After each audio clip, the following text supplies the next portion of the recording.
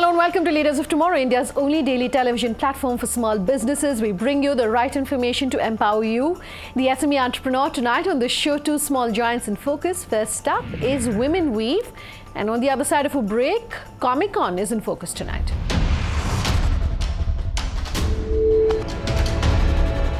Most traditional industries in India are dying a slow death, and hand weaving of textiles is no different, unfortunately. But one social enterprise based in Maheshwar, just outside of Indore, is doing its bit to sustain textile and hand weaving of textiles. In particular, Mansi Chokse travelled to meet with Women Weave, and here's what she found out. Take a look.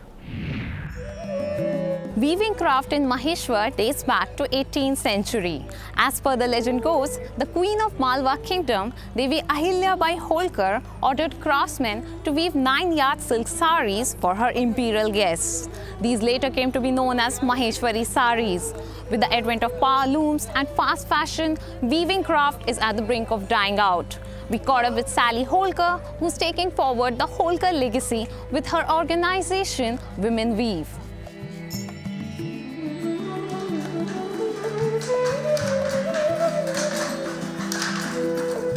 These women in Maheshwar are training to become skilled weavers. They come from various parts of the country to learn intricacies of this craft, with aspirations to become master weavers and teach their communities back home.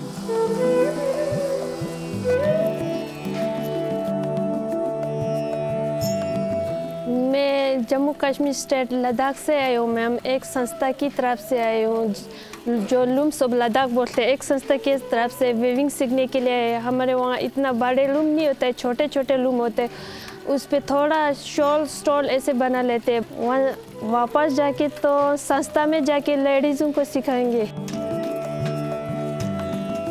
Women Weave is empowering rural women by training and employing them in hand weaving and propelling them towards financial independence.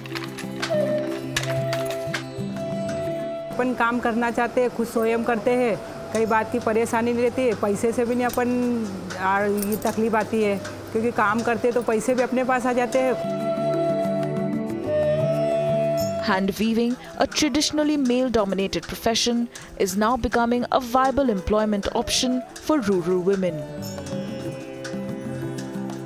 The idea came from the fact that for handloom to continue in India as a tradition, women had to take active part in it because the men were more interested in migrating to other professions while the women stayed back at home. So it was a livelihood that kept you at home and still, let you earn a decent living to continue your lifestyle.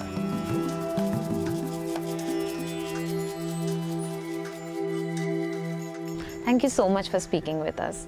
You're credited with reviving the Maheshwari hand weaving at a time when hand weaving contributes only 15% to the total textile production in the country. Tell us something about your journey from Rewa to Women Weave. All right, my husband and I established Rewa in 1979, thanks to only one man here in Maheshwar. It was a young weaver who came with a bit of cloth on his arm, and he said, "Can you please help us? We're dying."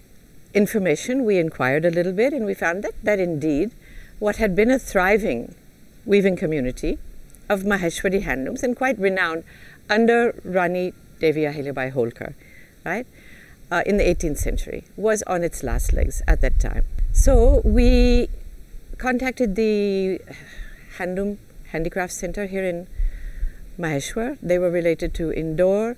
We got a little bit of funding. We started some training classes. We got money from Leela Malgaonkar, Central Social Welfare Board in those days, to train 12 women for 12 months in handloom weaving. That seems like very little money now compared to what it would have been needed now. We bought 12 looms. So how did this idea of Women Weave come to you? Why did you bifurcate it from Rewa to Women Weave? So Rewa had grown substantially between 1979 and the year when we started Women Weave, and we realized that we had pretty much done our work in Maheshwar. It was organically spreading and organically making a big difference in this small town. I began to realize so many years later that the youth of this country were unaware of their own value, their own potential, And it was perhaps our duty, along with many others, to bring it to their attention that though they lived in small villages in remote areas, they could impact the world with their excellent weaving.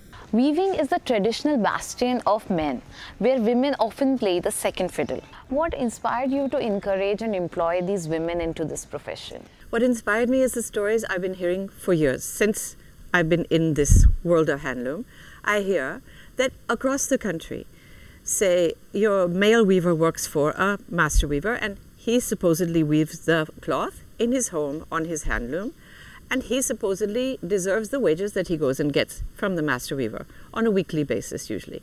Quite often what happens, either he's had too much to drink, or he's too lazy, or he's not bothered. He doesn't finish that sari in time. Say it's due on Tuesday morning. So who sits there and does it? His wife. She finishes it. And if she goes to the market, to the master weaver, and the money is put in her hands, sorry, but we all know that those are better hands for the use of this money sometimes. Let's talk about different verticals under the flagship of Women Weave. You have launched a number of projects like Gudi Mudi. What impact were you able to create with these projects in the lives of rural women? So I think first we have to all understand, maybe we know it subconsciously, but we don't think about it a lot. Employment in rural India is very difficult. There aren't jobs. There isn't employment. By and large, if there are jobs, then the women get paid half the rate of the men if they're given a job like harvesting or road work or something like that. We impact probably as many non-traditional weavers as we do traditional weavers, especially in places where we work on deep rural India. There is no employment. So I think perhaps more than half of the weavers that we employ are not traditional weavers at all, and their husbands are not weavers. They have learned to weave here, and they're excellent most of the time. So Women Weave has the Gudi Mudi project, which was started from the idea that this is a cotton growing area, but that cotton wasn't being used in the weaving of this area. They were buying all their cotton from Coimbatore, mill-spun cotton. So if you're going to have cotton from the area, you need to spin it yourself to make the yarn. So we set up spinning units. They're semi-mechanized, not hand spinning totally. Spinning units, and then weaving units, and design and everything, and that became a completely different artistic approach to the products from Maheshwar. There was never khadi before. So today we are sitting at one of the handloom schools run by your organization here in Maheshwar. I want to know what kind of response you have got on something like this, on this project, because today youth is very skeptical of taking up traditional crafts as a vocation. So how has been the response over here? Many of them have been recruited from traditional weaving people, but they themselves were educated. There seems to be a clash there. If you're educated, you don't want to be a weaver anymore. But likewise, if you're educated, your mind has been exercised to understand potential. So they were looking for more education, these weavers who we brought in from the handloom school. And there was also synergies, because they usually came from 4 or 5 different areas of India all at one time. So there was an exchange of potential, an exchange of ideas, an exchange of abilities. What is the market traction for Women Weave in the world of fast fashion and attractive discounts? We sell in more than 30 different countries of the world. So our product marketing is not dependent entirely on India. But you will have noticed, and everybody watching this program will have noticed, that there is a strong movement toward sustainability, natural products, handmade products and all that. That is a parallel market to the market that you just mentioned. Fast fashion and throwaway fashion and cheaper products and all that. Both of them exist. Probably both of them are growing. I don't know. So we haven't experienced any challenge except being able to supply that market what it wants. What are some of the biggest challenges that you face while raising funds for your organization?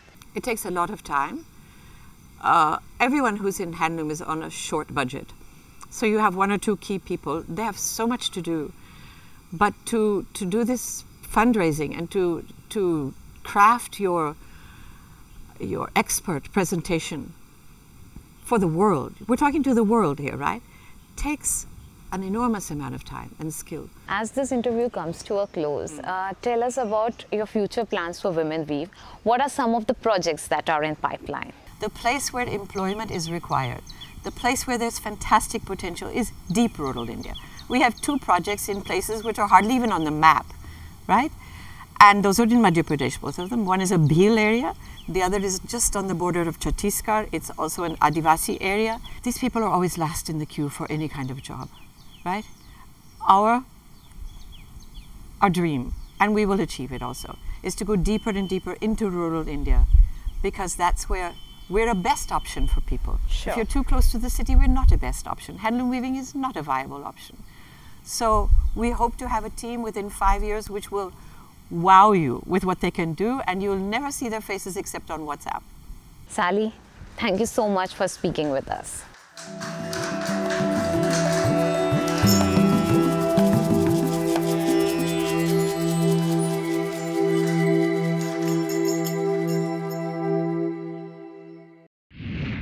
Time for a break. On the other side, Comic-Con is in focus tonight. What is this platform for artists and entrepreneurs all about? More when we come back. To stay tuned.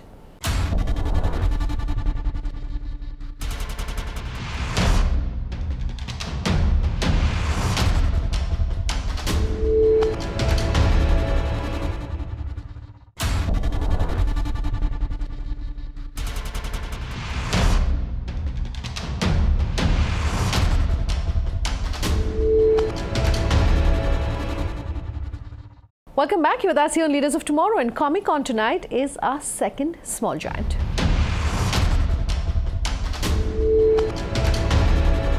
The comic book industry in India is very nascent, particularly if you compare it with what is happening in America with global majors like Marvel and DC. But Comic-Con, which has been running for about 8 years here in India, is ensuring it's doing its small bit to provide a platform for budding artists as well as entrepreneurs. Tanya Dubey caught up with the founder of Comic-Con. She also spoke with some of the prominent artists at Comic-Con to understand how things are really changing on the ground. Take a listen.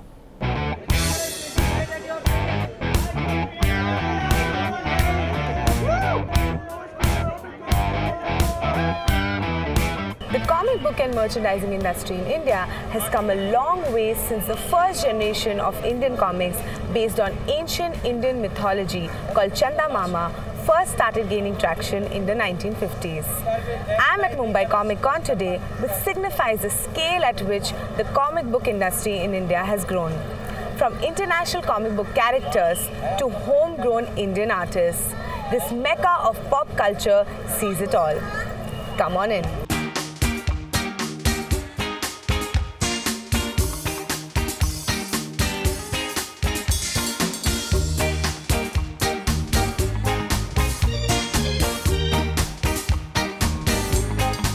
While Comic-Con was introduced 8 years ago to mobilize the geeks, the majority of the Indian comic book publishers today are facing stiff competition from the American powerhouses like Marvel and DC. We spoke to Jatin Verma, founder Comic-Con, to talk about how the entity has grown in the past few years and what the future holds for Indian comics.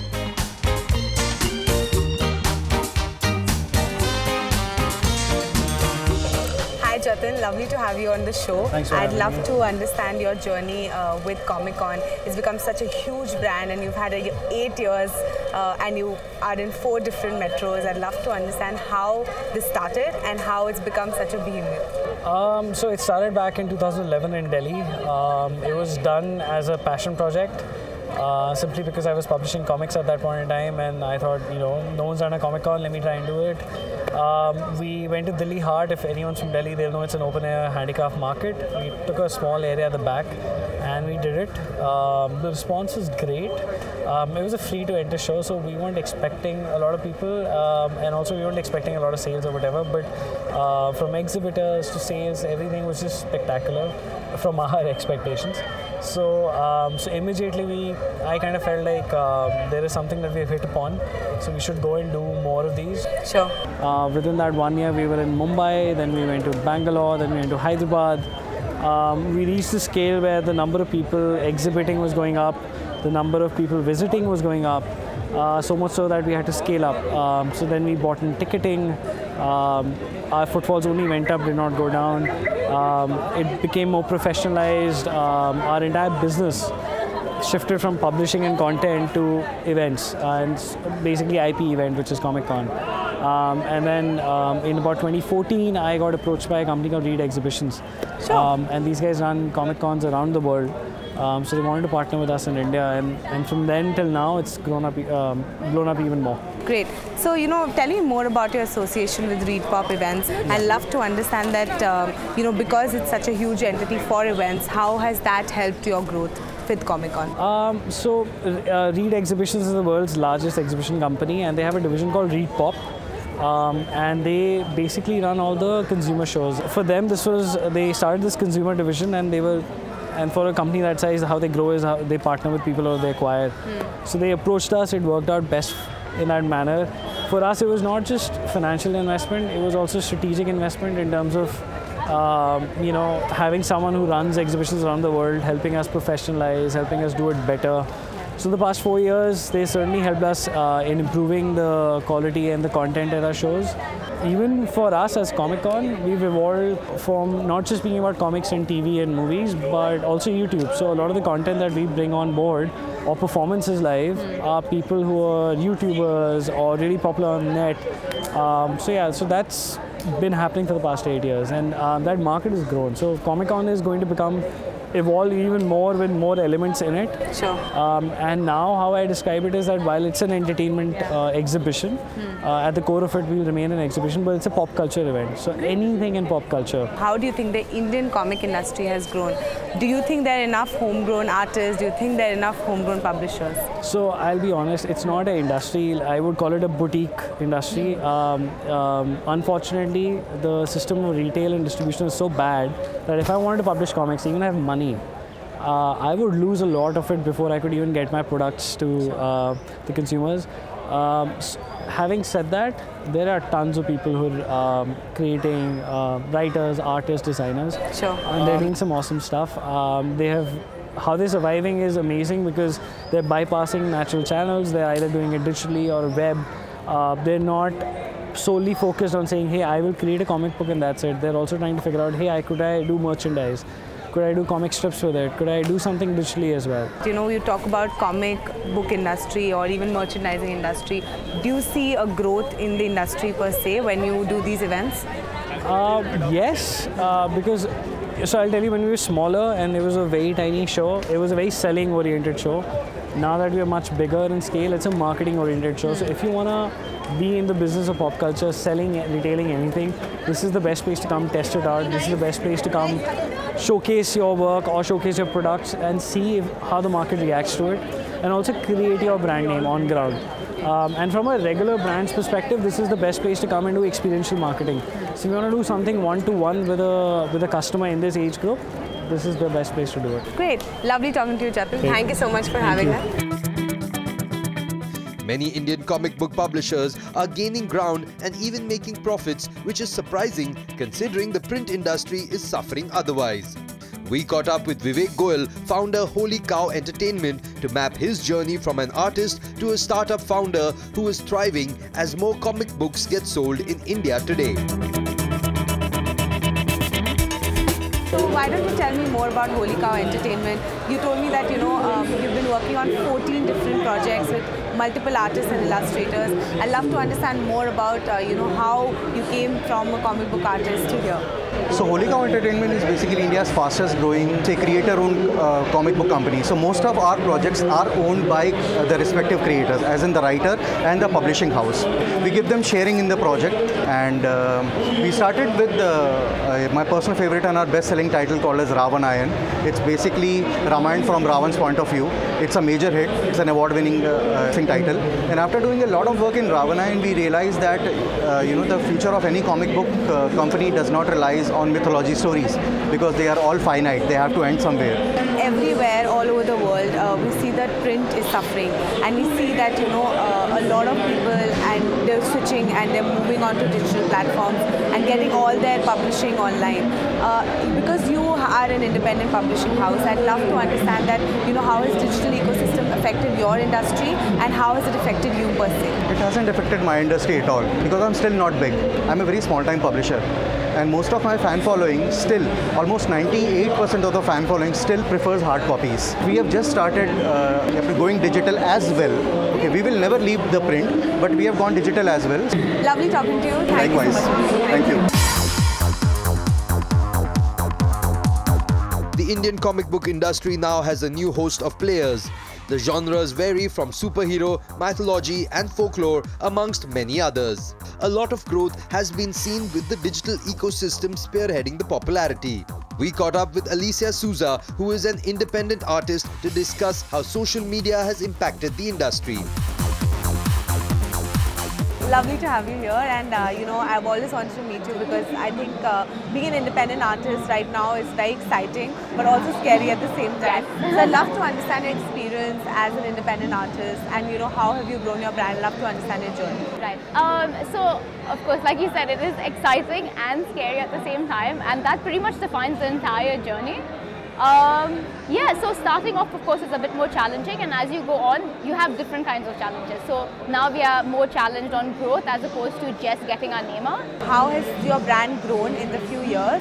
Also understand how digital has helped this growth. Oh my God, like I feel like I wouldn't be here if it wasn't for social media, for sure, because that's how how I know most of the people as well. Yeah, and that's how I started as well. Growing because of it, and as social media grows as well, you get more channels. So it's really exciting. I think it's really exciting being an independent artist, because before there was a lot of running around physically, now it's a lot of online running around, I guess. Yeah. Social media marketing specifically for people who want to be independent and want to do freelance work. You're somebody who's found success in that. I'd love to understand how exactly do you use social media and which channels are you targeting usually? Right. But I started with Facebook because that time Twitter was not visual. Facebook took off for me, and then I tried Twitter, it was not my cup of tea, and then I started Instagram. So I'm on Facebook and Instagram primarily. Those work for me, and the only thing that, the only advice I give about social media is that you have to be diligent about posting often, and when I say often, it doesn't have to be 3 times or 5 times a day. You just have to make sure whenever you do it consistently. So I started off as a freelance illustrator before I started the brand per se. And after I started posting stuff online, people started asking about products, and so I already had people asking before I put out my products, so it was a little more easier, which is why I see social media is amazing that way. How easy or difficult it is to, create your own brand after you've become, let's say you have an entity? You start off, it's always starting off small. Also, one more thing is you always get help. I think that's the hardest thing I find. I think artists have a problem with, getting help for the business side of it, because you want to concentrate on the drawing. I'm talking as an artist. So I do have a partner who handles a lot of the business side of it as well. Yeah, and then you grow from there. Then you decide which path you want to take, as in how big you want your business to grow, what type of stuff you want. Quality versus quantity, or quality and quantity, how you just work with both of those things. Because I deal with product, those are the challenges we face, versus someone who does say comic books, then I think their challenges would be based on print and distribution. Lovely meeting you, and thank you so much for having us. Thank you so much. Great, perfect. Thank you so much. Alright, that's our show tonight. If you have any feedback for us, or you want to get in touch to have your company featured, here's how you let us know. leadersoftomorrowtimesgroup.com is our email ID. Get in touch with us on social media. Sunanda_J is my personal Twitter handle. Hello3_ET Now is our official Twitter handle, or our Facebook page, Leaders of Tomorrow on ET Now. Thanks for watching. Have a good night.